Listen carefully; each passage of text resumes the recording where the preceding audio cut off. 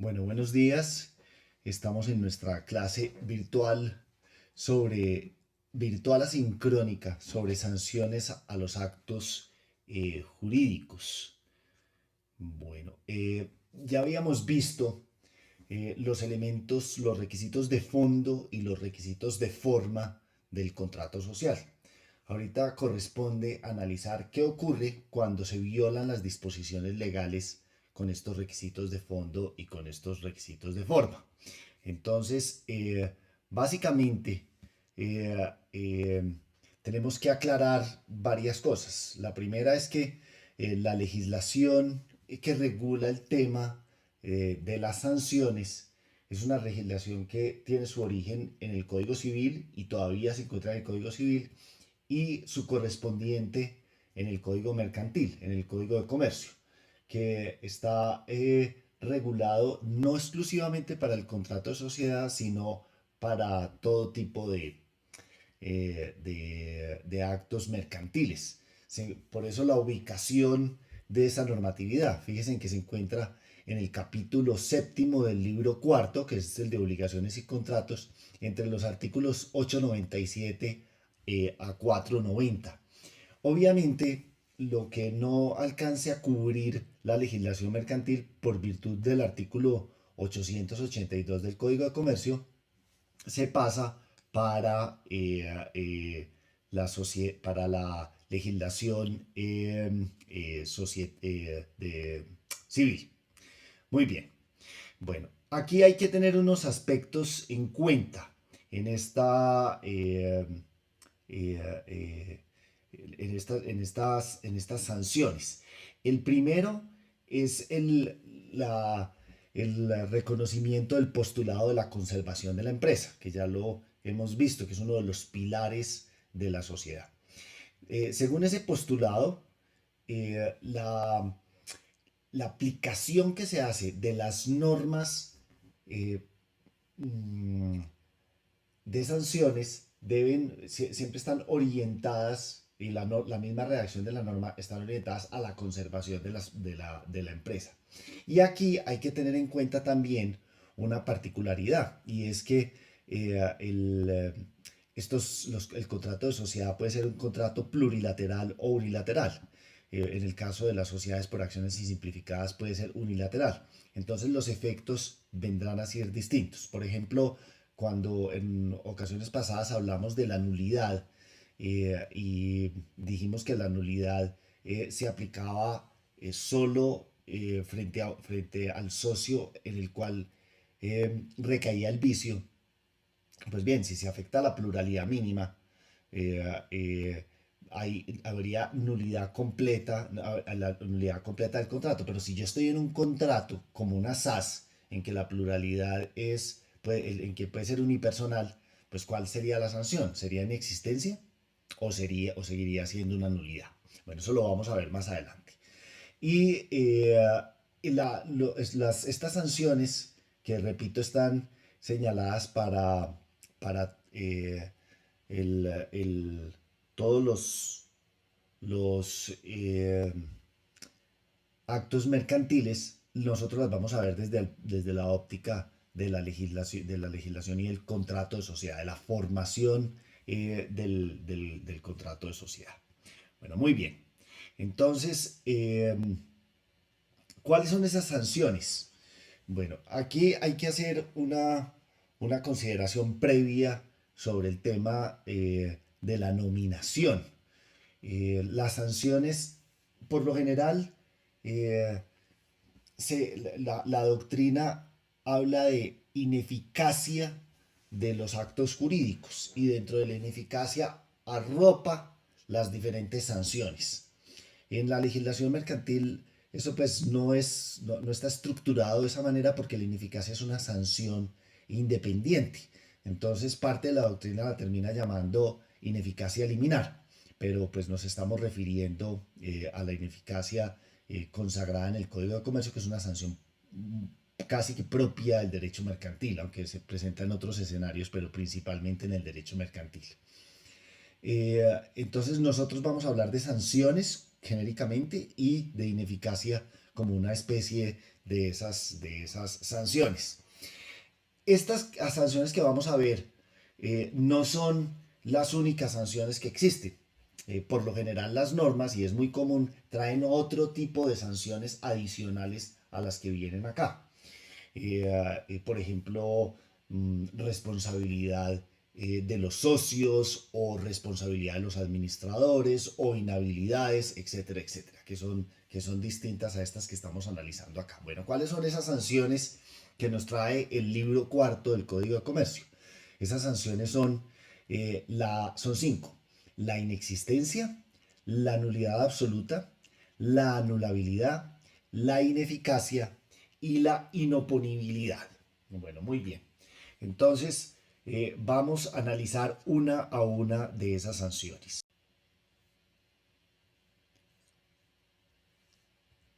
Iniciemos con la inexistencia, ¿correcto?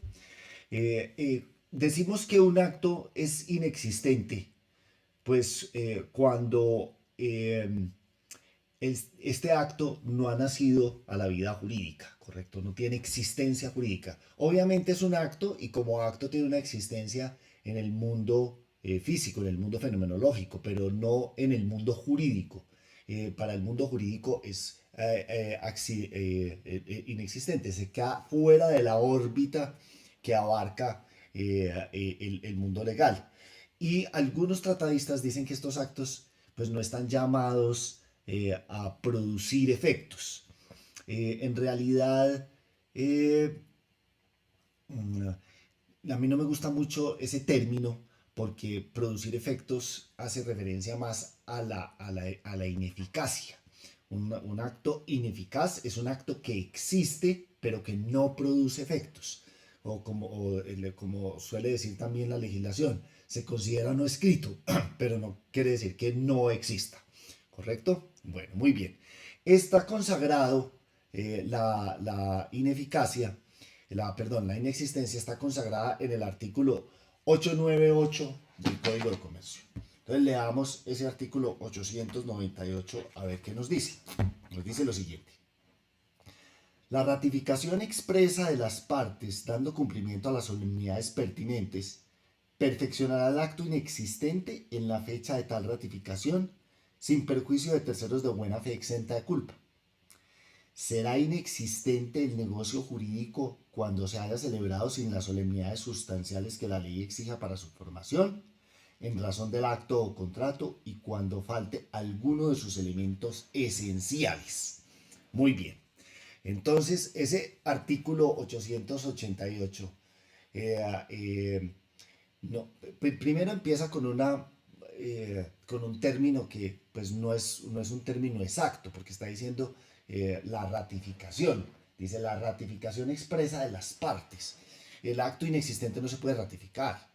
El acto inexistente, si se le subsanan los vicios que tiene, pues nace precisamente en ese momento.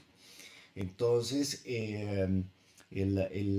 ¿por qué? Porque nunca ha existido a la vida jurídica. Y ese artículo nos habla también de las causales que están aquí expresas en el código. Recordemos que la inexistencia se puede intuir de ciertas normas de la legislación civil, pero no está consagrada expresamente y tipificada en la legislación civil. Bueno, ¿cuáles son esas causales?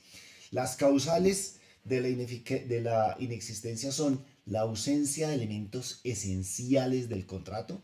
Ya sabemos que los elementos esenciales del contrato son la pluralidad, el objeto social, el ánimo de producir utilidades y la obligación de dar un aporte.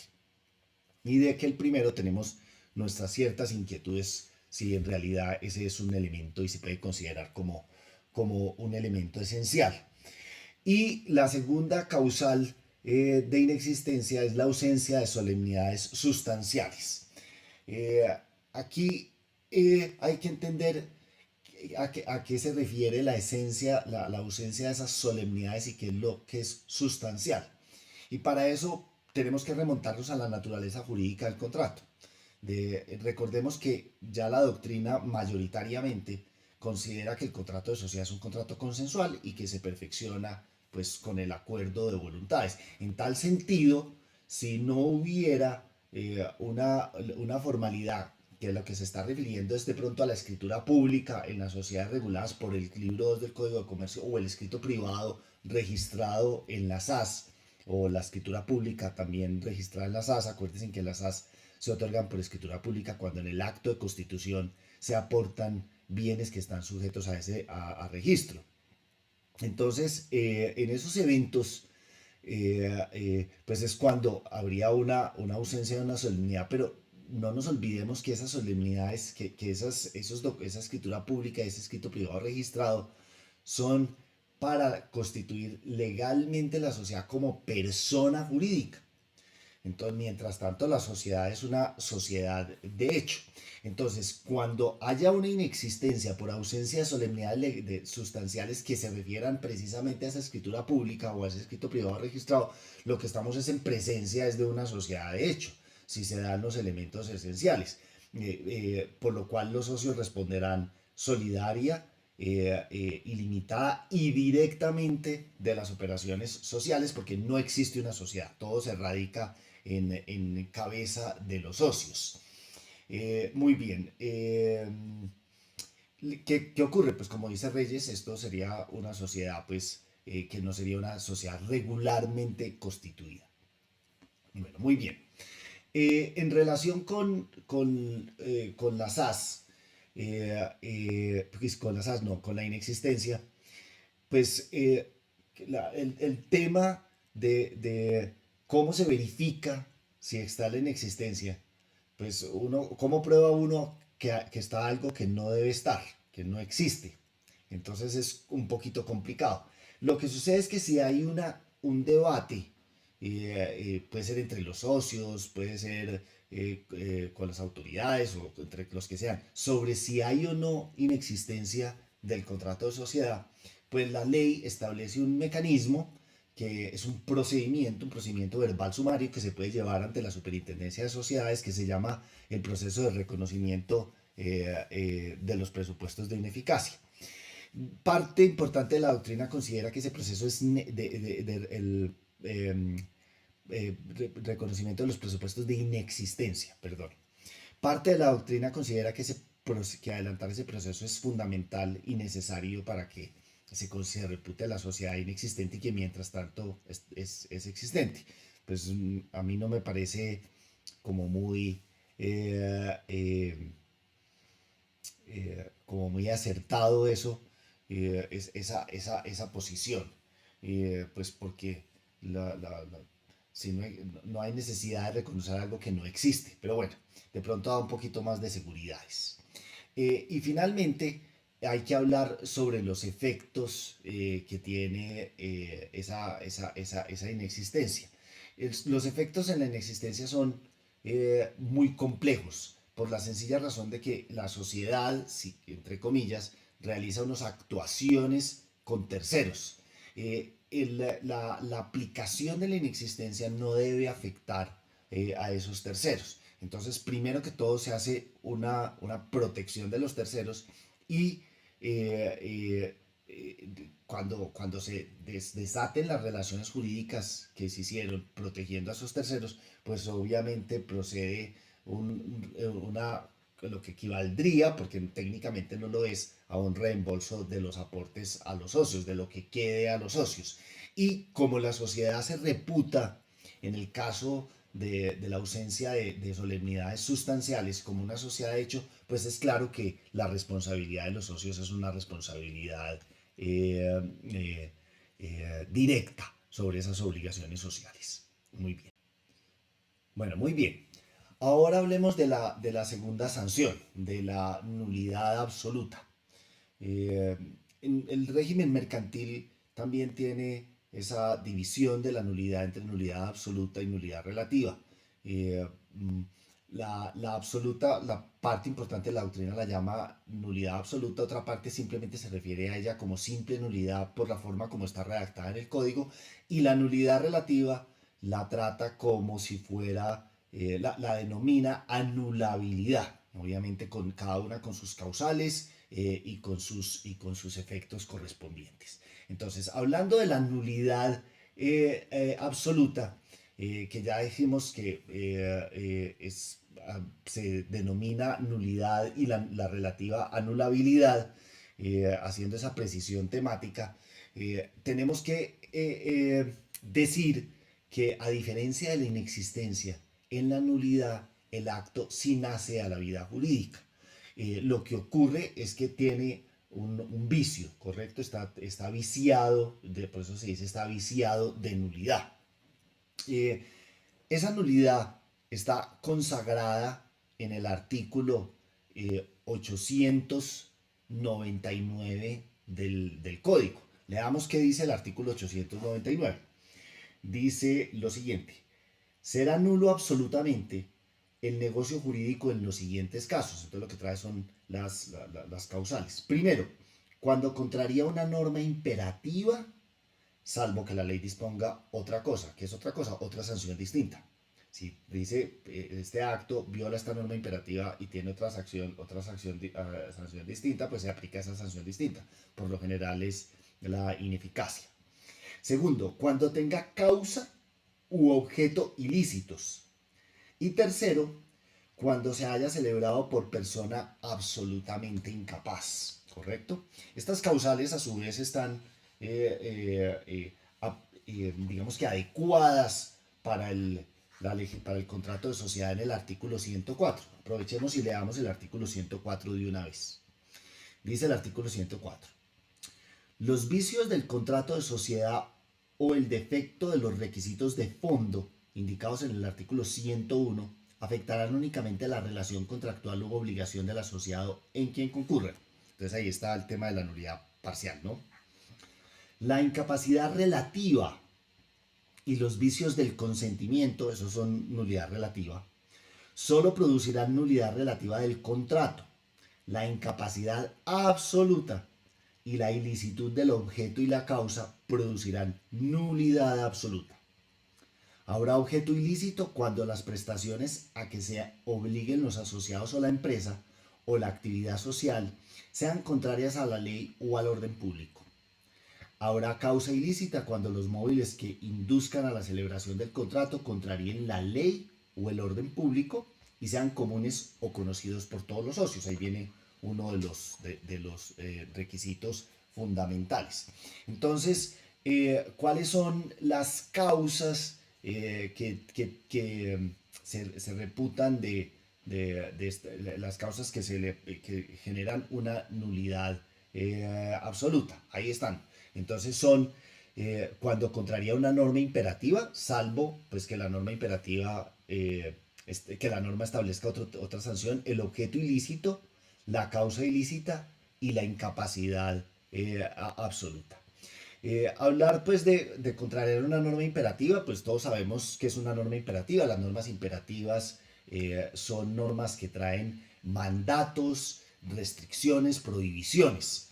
Están íntimamente relacionadas, como dice el artículo que acabamos de leer, con el orden público económico. Son normas que se aplican de manera restrictiva, no pueden aplicarse de manera analógica y las partes obviamente no pueden pactar en contra de una norma imperativa. Hay un impedimento en ese sentido. Cuando estamos hablando ya del objeto ilícito y de la causa ilícita, pues ¿qué podemos decir? Bueno, el objeto ilícito, como lo establecía el artículo que acabamos de mencionar, atañe no solamente al objeto genérico de la sociedad, es decir, al objeto específico de la sociedad, es decir, al objeto genérico del contrato, es decir, a la empresa o actividad social, sino a lo específico, es decir, a la obligación, a la prestación, al aporte. En el genérico, pues relacionado con la empresa es cuando la empresa está prohibida por la ley. Entonces, si es un monopolio o si es una actividad, un arbitrio rentístico del Estado o es una actividad delincuencial, pues obviamente no habría nulidad absoluta por objeto ilícito. Esto es muy difícil que pase porque pues el criminal no llega al nivel de poner, de plasmar en los estatutos de la sociedad un objeto ilícito. Eh, Vender armas, o, sí, siendo eso prohibido, o narcotraficar. Pues nadie va a poner eso, y en cierta medida los controles de legalidad que hacen en unos eventos el notario y en otros eventos la Cámara de Comercio, pues impedirían que eso se presente. Bueno, cuando se presenta nulidad por objeto ilícito, bueno, y en el objeto específico, que es el objeto del contrato de sociedad, es decir, la obligación, es decir, el aporte, es cuando el aporte también es ilícito. Por ejemplo, aportar droga o aportar cualquier bien que sea prohibido por la ley. Algunos autores traen como ejemplo el aporte de bienes inembargables porque están fuera del comercio, entonces sería ilícito el objeto si se está aportando un bien embargado, no inembargable, sino un bien embargado. Bueno, el, eh, el objeto ilícito, como es natural y apenas obvio, es insubsanable, ¿correcto? Yo no puedo subsanar, yo no puedo ni subsanar ni ratificar eso. ¿Y qué es lo que ocurre? Lo que ocurre es que puede haber una purga de ese objeto. ¿Cuándo? Cuando desaparece la prohibición legal. Entonces, si el objeto de la sociedad es, por ejemplo, la venta de licor, y esa venta de licor es un arbitrio rentístico del Estado, y solo lo puede desempeñar el Estado, pues ahí estaríamos frente a objeto ilícito. Pero si sale una norma posterior que establece que los particulares pueden vender ese tipo de licor, pues obviamente se genera una purga y no hay necesidad de modificar los estatutos ni de reconocer absolutamente nada. En tercer lugar, decimos que es imprescriptible. Es obvio que un objeto ilícito no puede prescribir. Eh, eh, Sería un contrasentido. La ley castiga severamente el objeto ilícito, al igual que hace con la causa ilícita. Y mientras que en la nulidad por incapacidad, que vamos a ver en un minuto, pues las cosas se retrotraen a su estado anterior y se genera la restitución del aporte para el socio. Acá no se genera la restitución y el aporte pasa a la entidad de beneficencia del domicilio principal de la sociedad. Y adicionalmente, pues se generan una responsabilidad solidaria de los socios y de los administradores, y puede imponerse una sanción de inhabilidad para ejercer el comercio para esas personas que cometieron el acto con objeto ilícito. Muy bien. Hablemos entonces ahorita de la causa ilícita, de esos móviles o motivos que llevaron a los socios a contratar. Al igual que el objeto ilícito es insubsanable e imprescriptible, y también, como lo decíamos, se sanciona severamente porque no procede la restitución del aporte. El aporte pasa a la entidad de beneficencia, se genera también responsabilidad y se genera inhabilidad para ejercer el comercio. Pero como lo leímos del artículo del artículo 104, cuando dijimos habrá causa ilícita cuando los móviles que induzcan a la celebración del contrato contraríen la ley o el orden público. Aquí establece un requisito adicional que dice: y sean comunes o conocidos por todos los socios. ¿Correcto? Entonces le exige esa característica adicional. Bueno, ¿qué más hay que decir en relación bueno, nos estaba faltando la incapacidad absoluta, y la incapacidad absoluta pues genera nulidad absoluta, y ahí sí hay posibilidad de restitución, y obviamente también puede ser prescribir, y pues se puede subsanar. Bueno, eh, unas particularidades en relación con la nulidad absoluta, pues ya hemos dicho, puede ser declarada de oficio. El juez, si la encuentra, la puede declarar de oficio, no necesariamente se le tiene que negar, aunque la nulidad se puede aplicar como acción o como excepción. Uno puede excepcionarla, por ejemplo, si le están cobrando judicialmente el aporte. El socio puede alegar la nulidad absoluta para, como excepción para no tener que pagar ese aporte. O como acción, puede ir y decir, mire señor juez, declare este contrato nulo. Eh, el, eh, por la naturaleza de orden público que tiene, también la puede pedir el Ministerio Público, puede pedir que se realice. Y en el caso del incapaz absoluto, hay una prescripción, y esa prescripción es de 5 años a partir de que cese la incapacidad de ese socio. Bueno, la nulidad absoluta requiere de declaración judicial. ¿Qué quiere decir eso? Que hasta que no se declare hay una presunción de validez del contrato.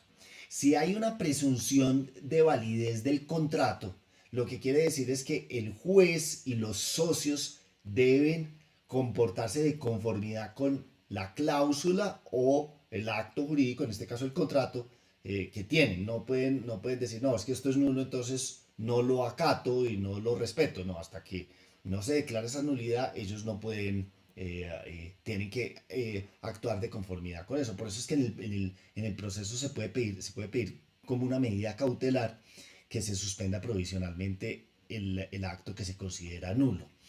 Eh, Declarada por el juez la nulidad absoluta, pues sus efectos son extums, se retrotraen al momento de la celebración del contrato y se producen las consecuencias de restitución de los aportes en el evento, en los eventos en que se puede producir, que es violación de norma imperativa y absolutamente incapaz. Bueno, muy bien. Esto es más o menos lo que hay que decir en relación con la nulidad absoluta. Bueno, ahorita hablemos de nulidad relativa. La nulidad relativa, conocida en el Código de Comercio como anulabilidad, también está regulada en ese libro cuarto del Código de Comercio eh, eh, para todos los actos que son actos mercantiles. Ese libro cuarto, pues, nos establece que en el artículo 900 esa nulidad, esa anulabilidad. Vamos a leer el artículo 900 para entenderlo un poquito mejor. Dice el artículo 900 lo siguiente. Será anulable, miren en la terminología que utiliza, será anulable el negocio jurídico celebrado por persona relativamente incapaz. El que es absolutamente incapaz es nulidad absoluta, el que es relativamente incapaz es nulidad relativa. Aquí obviamente hay que estar muy pilas porque pues acuérdense que con la ley de protección cambió todo este tema de los incapaces, particularmente los que antes se consideraban incapaces por demencia, por pródigos o disipadores, etcétera, etcétera. Será anulable el negocio jurídico celebrado por persona relativamente incapaz y el que haya sido consentido por error, fuerza o dolo conforme al Código Civil. Esos son los vicios del consentimiento, ¿no? Error, fuerza o dolo. Entonces, están las causales que establece, incapacidad que establece la ley, la incapacidad la relativa, el error, la fuerza y el dolo. Recordemos, porque esto ya lo habíamos visto, que el error vicia, lo vimos cuando vimos sociedades de personas y sociedades de capital, que el error vicia el consentimiento cuando es un error esencial. Eso es lo que nos está diciendo el artículo 107. Entonces, leamos ese artículo 107. Dice lo siguiente. El error de hecho acerca de la persona de uno de los asociados viciará el consentimiento cuando el contrato se celebre en consideración a la persona del mismo, como en la sociedad colectiva respecto de cualquiera de ellos y en la comandita respecto de los socios gestores o colectivos. Entonces solo opera para las sociedades de personas. En una sociedad de capital el error, el error de hecho o sustancial en la persona no existe. Continúa diciendo, ya ahí vamos para las sociedades de capital. El error sobre la especie de sociedad solamente viciará el consentimiento cuando ésta sea distinta de la que el socio entendió contraer y, a consecuencia del error, asuma una responsabilidad superior a la que tuvo intención de asumir, como cuando, entendiendo formar parte de una sociedad de responsabilidad limitada, se asocia en una colectiva. ¿Correcto? Entonces ahí está ese tipo de error que sustancial que eh, eh, incrementa o esencial que incrementa la, la responsabilidad del socio. Muy bien. En cuanto a la fuerza y el dolo, pues también vician consentimientos. Ya sabemos que es la fuerza, que es esa actitud, ese acto insuperable que obliga a dar el consentimiento, y el dolo, esa maquinación fraudulenta que lleva a la persona a asumir el contrato, a hacerse socio del contrato. Bueno, entonces esas son las causas. ¿Cuáles son las particularidades que tiene la anulabilidad?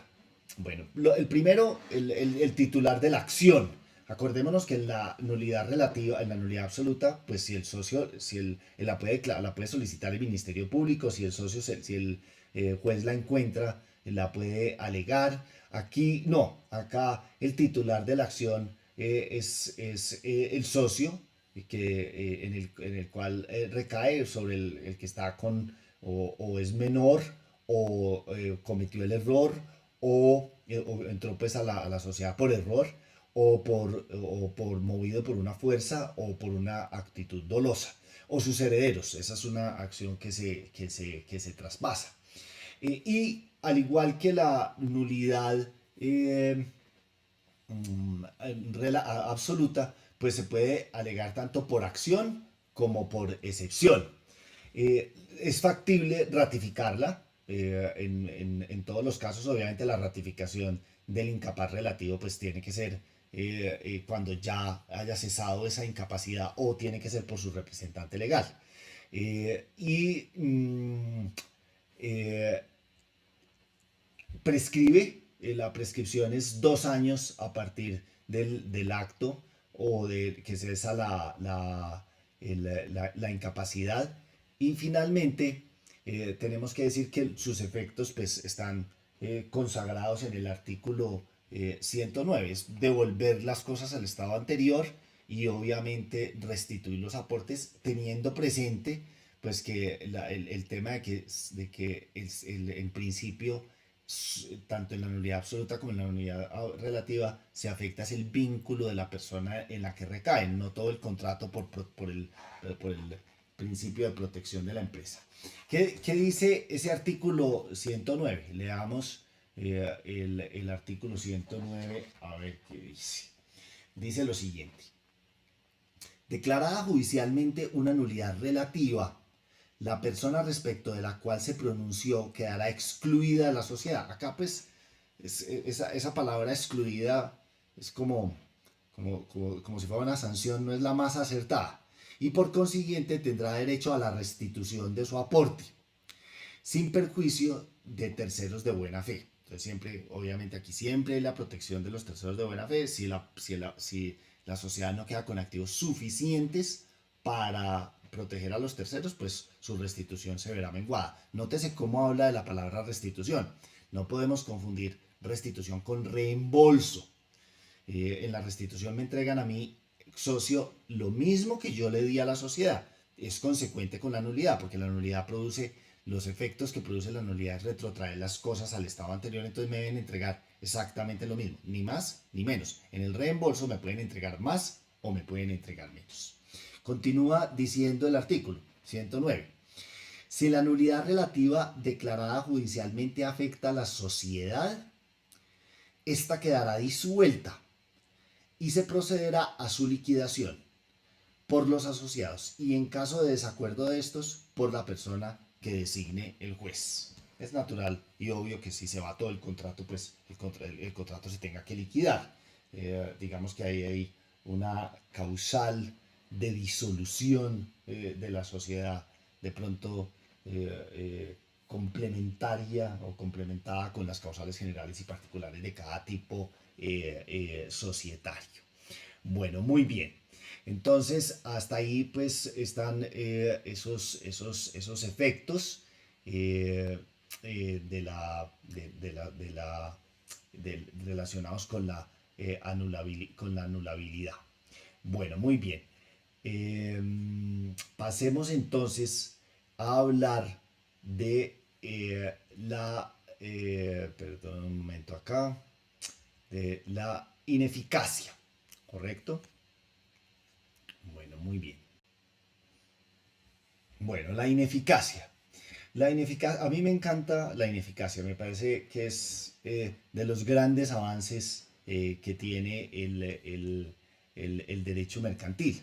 La figura de la ineficacia es una sanción muy propia del derecho mercantil, aunque uno la ve ya en otros derechos, particularmente en el derecho administrativo, con unos pequeños cambios, pero en el fondo es la misma. Y digo que me gusta porque pues es muy limpia, es simplemente establecer, la ley establece que algo que las partes acordaron pues no produce efecto y punto.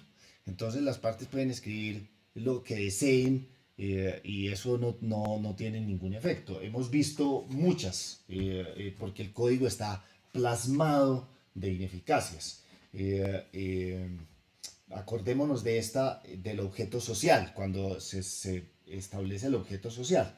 Dice, será ineficaz, numeral cuarto del artículo 110, será ineficaz la estipulación en virtud de la cual el objeto social se extiende a actividades enunciadas en forma indeterminada o que no tengan una relación directa con aquel, con el objeto social. Pues yo puedo poner cosas indeterminadas, pero pues eso no tiene ningún tipo de efecto o hay una cantidad de sanciones de ineficacia. Bueno, muy bien.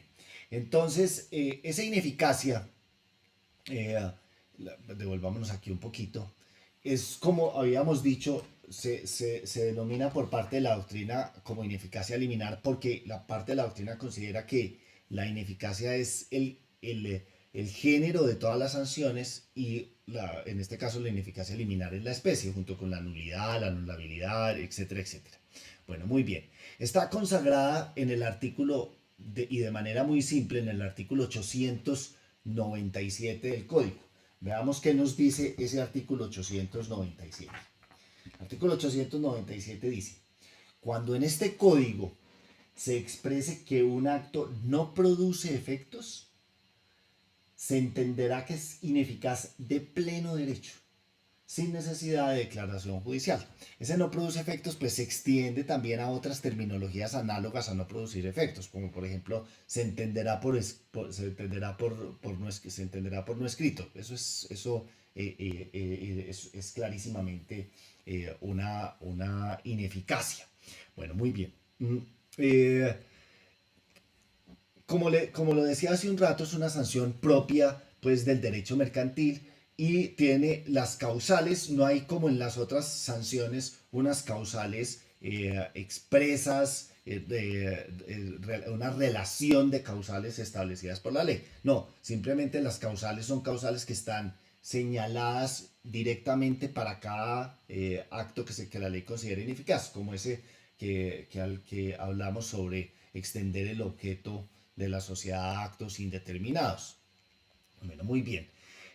Opera de pleno derecho, dice ese artículo que acabamos de leer. ¿Qué quiere decir? Que no requiere una declaración judicial. El acto simplemente es ineficaz. Pero aquí ocurre algo similar a lo que habíamos hablado de la inexistencia. Y esa cosa similar que habíamos hablado de la inexistencia es que puede que las partes no estén de acuerdo con que existe o no existe esa ineficacia.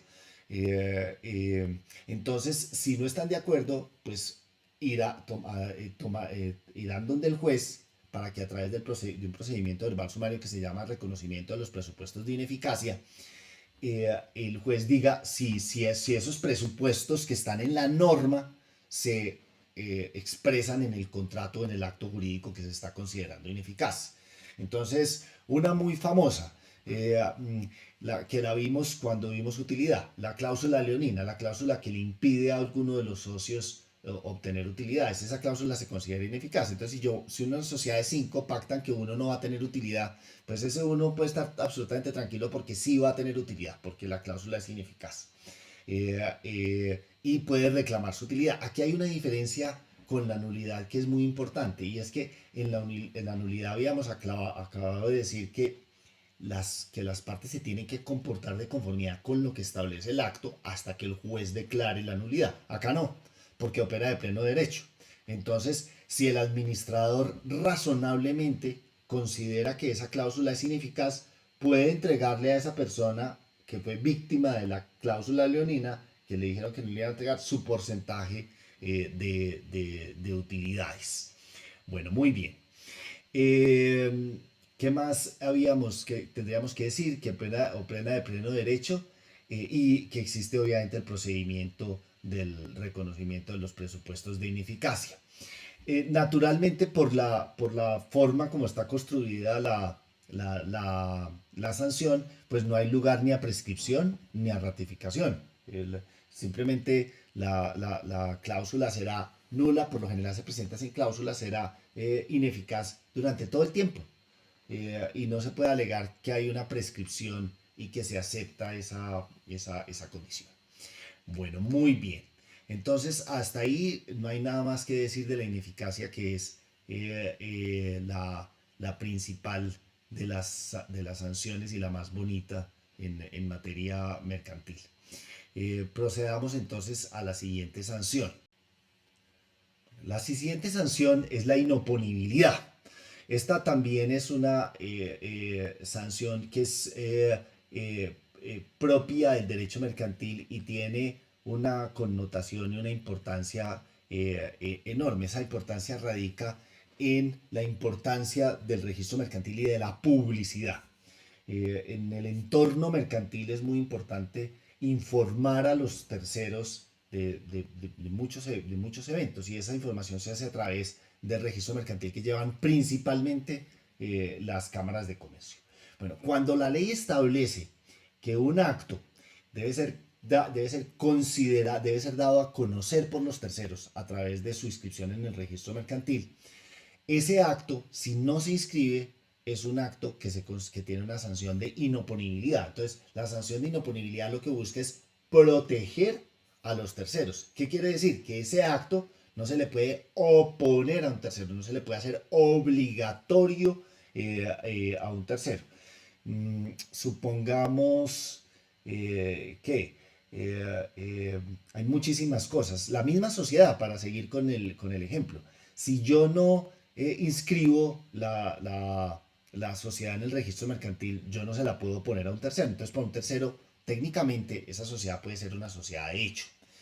Ya lo vamos a ver más adelante cuando analicemos las implicaciones del artículo 103. Entonces, hemos dicho que se deriva de la importancia que tiene que tiene eh, que tiene la publicidad dentro del derecho mercantil. Está consagrada en el artículo 901 del Código de Comercio.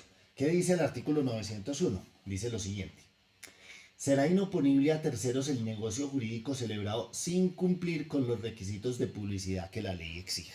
Ahí está consagrada la ineficacia. Habíamos dicho que era una sanción propia del derecho mercantil, y el hecho de que el acto sea ineficaz no significa ni que exista ni que sea inválido ni nada. El acto vincula a las partes, tiene una validez entre las partes. Entonces, el contrato de sociedad es válido para los socios, aun si no sea inscrito en el registro mercantil. Obviamente, si es el de sociedad, no, del de SAS no, porque el de SAS nace es con el registro mercantil. Pero esto es entre las partes. ¿Por qué? Porque la figura está diseñada es para proteger a terceros. Y hay otra cosa importante que aclarar: el hecho de que el acto no se publicite o se publicite no le otorga validez. O sea, el hecho de que se inscriba un acto en el registro mercantil no significa que el acto es válido. Eh, eh, Porque hay gente que piensa que por estar en el registro mercantil entonces es válido y ya se le hizo todas las inspecciones y todas las cosas. Obviamente el derecho trata de solucionar problemas y pone, por ejemplo, los controles por parte de los notarios o de la oficina de registro y todo eso. Sin embargo, en virtud de proteger esa empresa, normas más modernas como la ley de SAS, pues ya restringen las sanciones cuando el acto está ya inscrito en el registro mercantil. Vamos a leer, por ejemplo, el artículo eh, sexto, el segundo párrafo del artículo sexto de la ley 1258 de SAS sobre el control del acto constitutivo y sus reformas. Dice, efectuado en debida forma el registro de la escritura pública o privada de constitución, no podrá impugnarse el contrato o acto unilateral sino por falta de elementos esenciales o por el incumplimiento de los requisitos de fondo, de acuerdo con el artículo 98, esos son los elementos esenciales, y 104 del Código de Comercio. Entonces el 104 fue el que leímos hace un rato sobre la nulidad, los vicios del contrato de sociedad. Bueno, muy bien. Entonces, finalmente, pues lo que tenemos que decir es que el, la, perdón un minuto, acá paso la diapositiva. Recordar el hecho de que en la SAS la inscripción es un acto constitutivo, o sea, se cumplen las dos cosas, se cumple ya la existencia de la sociedad y la oponibilidad al mismo tiempo. Vamos a cerrar este capítulo y esta clase virtual anunciando un tema que vamos a analizar mucho más adelante y es una teoría que trae el doctor Reyes en su libro sobre la inoponibilidad. Resulta que les he dicho que si la formación del contrato no se hace no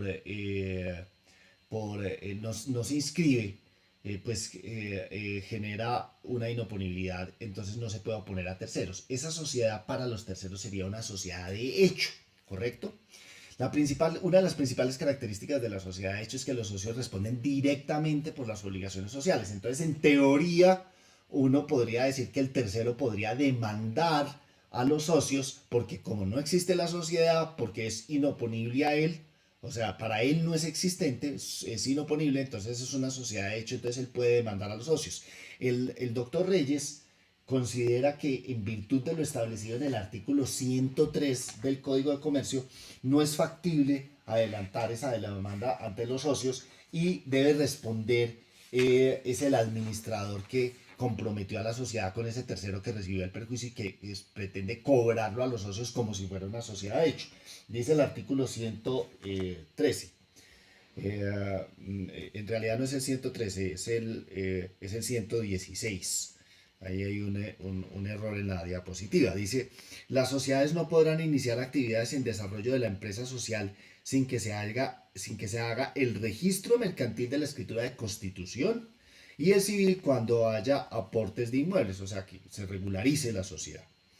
Y la parte interesante está en el parágrafo. Dice el parágrafo, los administradores que realicen actos dispositivos sin que se hayan llenado los requisitos exigidos en este artículo responderán solidariamente ante los asociados y ante terceros de las operaciones que celebren o ejecuten por cuenta de la sociedad sin perjuicio de las demás sanciones legales. Entonces, en virtud de ese parágrafo, el doctor Reyes dice, no, aquí la punibilidad no es una cosa absoluta, los socios no tienen que responder como si fuera una sociedad de hecho.